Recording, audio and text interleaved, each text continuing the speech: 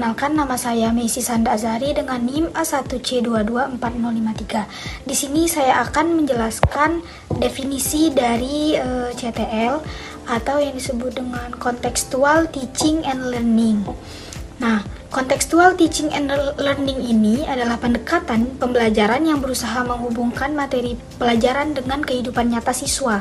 Dengan CTL ini, apa yang dipelajari di kelas itu tidak berhenti sebagai teori saja, tetapi dikaitkan dengan pengalaman sehari-hari, di lingkungan sekitar, atau masalah nyata yang siswa hadapi.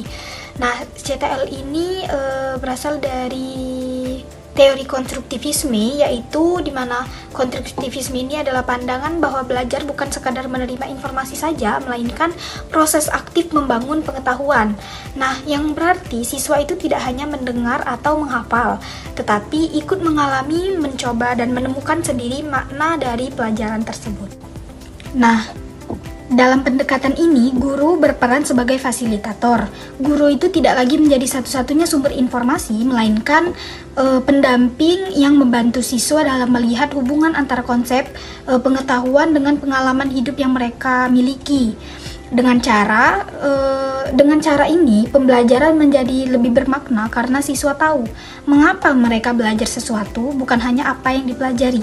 CTL juga tidak hanya menekankan hasil belajar kognitif, tetapi melatih berpikir kritis dan memecahkan masalah. Karena siswa itu diajak terlibat langsung ke dalam proses pembelajaran mereka, sehingga mereka lebih siap untuk menghadapi tantangan nyata di luar sekolah. Pendekatan ini sangat relevan dengan pendidikan abad ke-21 karena dunia sekarang menuntut untuk siswa itu memiliki kompetensi yang lebih aplikatif, yang sesuai dengan konteks nyata, kontekstual. Mereka harus bisa menggunakan pengetahuan dalam kehidupan nyata, bukan sekedar menghafal teori saja. Bella, perkenalkan, nama saya Robiatul Adawiyah dengan NIM A1C224037. Di sini saya akan menjelaskan tentang prinsip-prinsip CTL.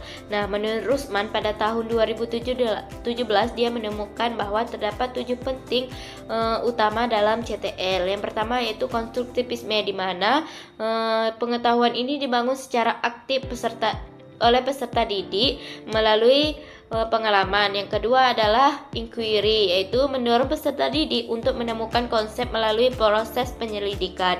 Kemudian yang ketiga adalah questioning, yaitu digunakan untuk menggali pemahaman dan merangsang rasa ingin tahu. Kemudian yang keempat adalah learning community, yaitu menekankan kerjasama dan interaksi sosial dalam bermasyarakat. Yang kemudian ada modeling, yaitu memberikan contoh konkret sebagai referensi pembelajaran. Kemudian yang keenam adalah refleksi, yaitu memungkinkan peserta didik ini untuk mengevaluasi pengalaman belajar mereka. Kemudian yang terakhir adalah authentic assessment, yaitu menilai kemampuan siswa berdasarkan tugas yang mencerminkan situasi nyata dalam kehidupannya. Nah, secara konseptual, prinsip-prinsip ini memperlihatkan bahwa CTL ini bukan sekedar metode, tetapi sistem pembelajaran yang komprehensif. Prinsip-prinsip tersebut mengarahkan pembelajaran agar lebih partisipasif dan kontekstual. Nah, menurut Ambarwati dan Rohmati pada tahun 2020 menunjukkan bahwa ada buku ajar berbasis CTL itu memperoleh kategori sangat layak karena mampu meningkatkan pemahaman peserta didik melalui penyajian materi yang dikaitkannya dengan kehidupan nyata. Hal ini memperkuatkan argumen bahwa prinsip CTL ini efektif dalam menciptakan pembelajaran bermakna dan aplikasi. Sekian yang dapat saya jelaskan. Terima kasih. Selanjutnya yaitu aplikasi CTL dalam pembelajaran. Implementasi contextual teaching and learning di dalam praktik pembelajaran itu dapat dilakukan dalam 3 aspek utama. Yang pertama yaitu pengembangan bahan ajar, yang kedua yaitu desain aktivitas pembelajaran, yang ketiga yaitu evaluasi dalam konteks nyata. Yang artinya guru itu tidak hanya mengajarkan secara teoritis saja, namun guru itu juga harus mampu memberikan pembelajaran yang kontekstual yang sesuai dengan kehidupan sehari-hari siswa mereka. Nah, menurut Rusman pada tahun 2017, pembelajaran kontekstual ini dapat diberikan dengan cara menghubungkan materi dengan kehidupan nyata atau materi dengan konteks kehidupan nyata. Dengan demikian, peserta didik itu tidak hanya memahami konsep secara abstrak saja, namun juga siswa itu dapat menerapkannya pada kehidupan sehari-hari mereka. Oleh karena itu, guru itu perlu menghadirkan seperti studi kasus, kemudian praktik, kemudian proyek yang relevan dalam kehidupan sehari-hari mereka. Misalnya dalam pembelajaran matematika itu, soal itu dapat dikaitkan dengan jual beli di pasar dan juga atau bisa menggunakan perhitungan dalam kehidupan sehari-hari mereka. Efektivitas CTL ini juga dapat diperkuat dengan hasil penelitian dari Ambarawati dan Rohmawati pada tahun 2020 yang menunjukkan bahwa pengembangan bahan buku ajar berbasis CTL ini mampu meningkatkan tingkat pemahaman siswa hingga kategori sangat memahami. Hasil membuktikan bahwa ketika materi itu disajikan secara kontekstual, siswa lebih mudah menginternalisasikan konsep karena siswa itu dapat melihat secara langsung manfaat dan relevansinya dalam kehidupan nyata. Secara argumentatif, keberhasilan CTL ini terletak pada kemampuannya menjembatani kesenjangan antara materi dan praktik. Selain itu, CTL itu juga dapat sangat relevan diterapkan dalam pembelajaran berbasis teknologi dan juga kurikulum berbasis kompetensi. Dengan memanfaatkan media digital seperti video pembelajaran, kemudian simulasi interaktif dan juga proyek kolaboratif daring, guru itu dapat menghadirkan pembelajaran yang sesuai dengan konteks dunia nyata yang menarik dan praktis.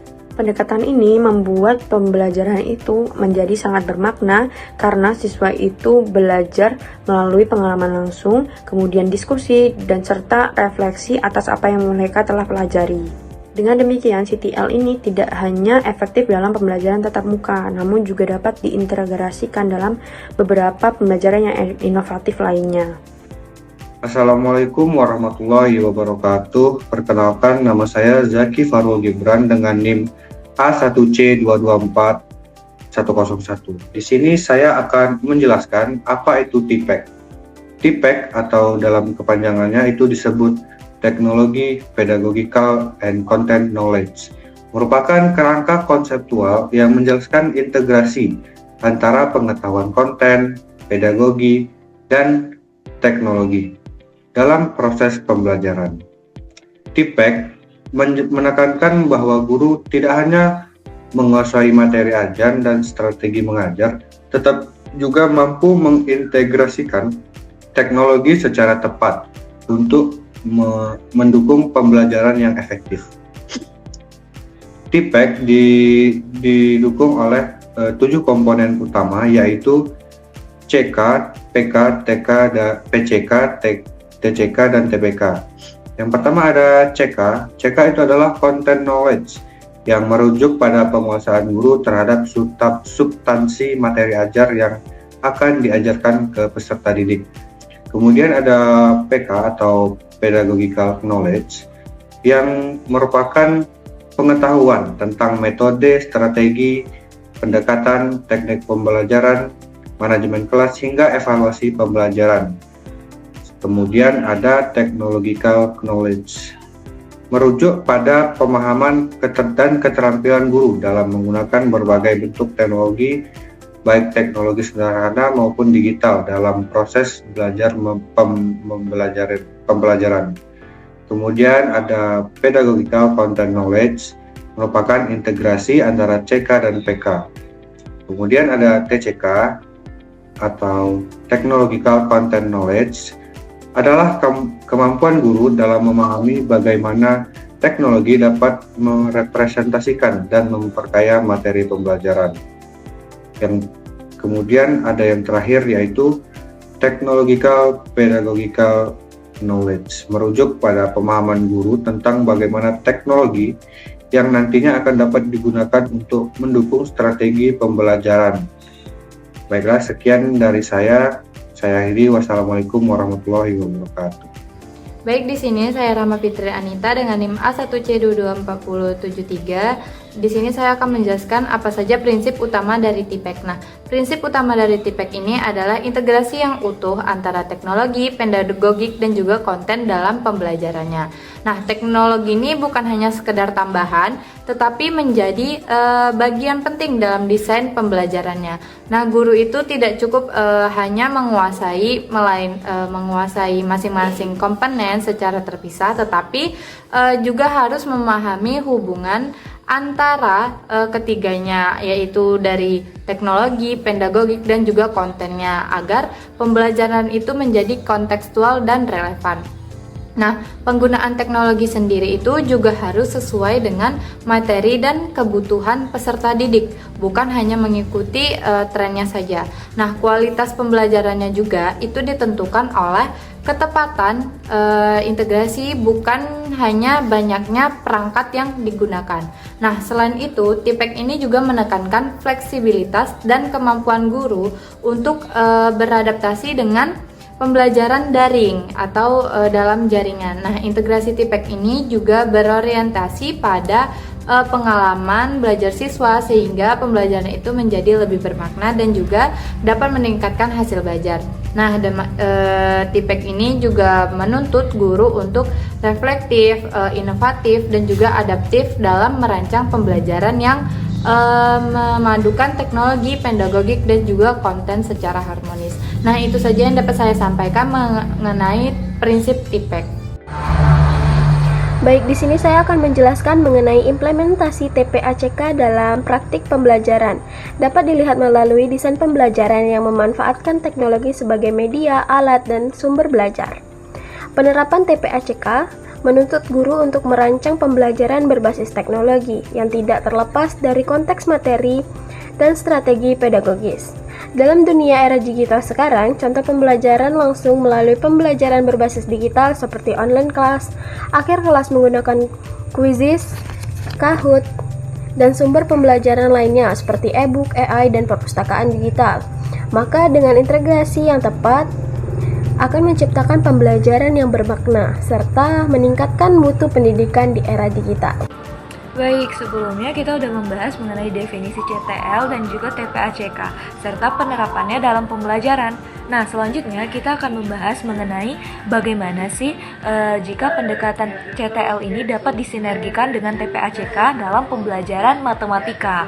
Nah, pada dasarnya keduanya ini memiliki orientasi yang saling melengkapi dalam pembelajaran matematika. CTL sendiri menekankan keterkaitan antara konsep dengan kehidupan nyata, sehingga pembelajaran menjadi lebih mendalam. Nah, sementara TPACK menekankan pentingnya keselarasan antara pengetahuan konten, pedagogis, dan teknologi dalam merancang pembelajaran. Nah, ketika CTL dan TPACK dikombinasikan, maka keduanya akan menciptakan pembelajaran yang tidak hanya kontekstual, tapi juga sekaligus adaptif terhadap perkembangan teknologi. Contohnya nih, pada materi fungsi linear di kelas 8, guru dapat memberikan contoh kontekstual, misalnya tarif ojek online ataupun biaya langganan internet.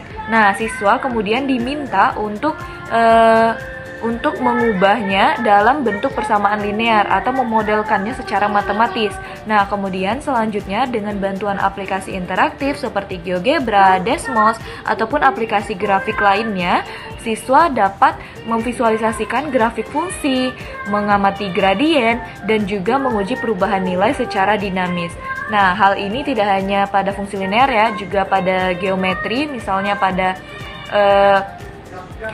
materi geometri itu misalnya fungsi parabola atau fungsi hiperbola yang lainnya. Nah, di sana siswa dapat memahami konsep dengan lebih mudah, seperti bagaimana jika parameternya kita geser atau koefisiennya kita ubah. Nah, grafiknya akan seperti apa. Nah, dengan seperti itu, siswa justru malah lebih mudah memahami konsep mengenai materi tersebut. Nah, di sini teknologi itu berperan tidak hanya sebagai alat bantu visual, tapi juga sebagai sarana eksplorasi konseptual. Nah, contoh lainnya pada materi statistika, siswa dapat melakukan proyek analisis data, kemudian mengumpulkan data nyata dan mengolahnya dengan bantuan aplikasi interaktif juga seperti spreadsheet, Excel, atau aplikasi analisis data lainnya. Sebagai mahasiswa pun kita udah menerapkan dan mengaplikasikan antara CTL dan juga TPACK ini pada MK evaluasi di analisis butir soal. Tanpa disadari ternyata CTL dan TPACK itu udah kita terapkan loh, ya kan?